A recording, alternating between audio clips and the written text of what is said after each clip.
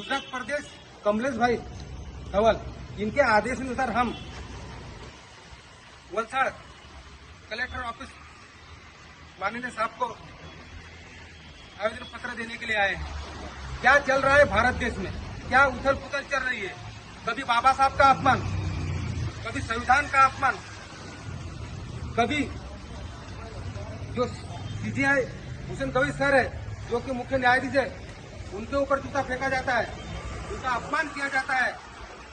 कब रुकेगा ये अन्याय अत्याचार?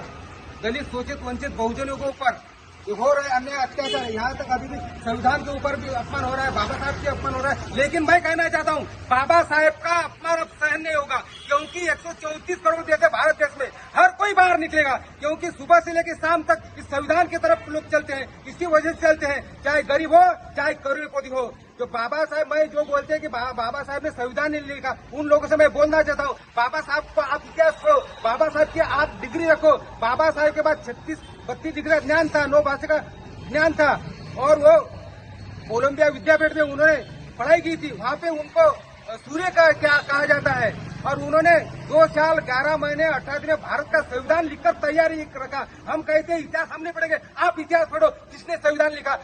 मैं बोलता हूँ इस वक्त भारतीय संविधान डॉक्टर बाबा साहब आम्बेडकर ने संविधान लिखा, और आपको ये झूठा बता रहे कि इसने संविधान लिखा, उसने संविधान लिखा। पहले आप लोग बोलते कि आप इतिहास, हम आपसे बोलते हैं कि आप इतिहास पढ़ो, बाबा साहब का एजुकेशन देखो, बाबा साहब की पढ़ाई देखो। आज तक देश में कोई ऐसा विद्वान पढ़ा लिखा इंसान हुआ है क्या? तो आप आए दिन बाबा साहब पे टिप्पणी करते हो, बाबा साहब के शब्द बोलते हो, बाबा साहब को आए दिन अपमान करते हो। लेकिन मैं कहता हूँ, बाबा साहब भारतीय संविधान निर्माता डॉक्टर बाबा साहब आप अपमान नहीं करते हो, लेकिन उनकी विचारधारा आप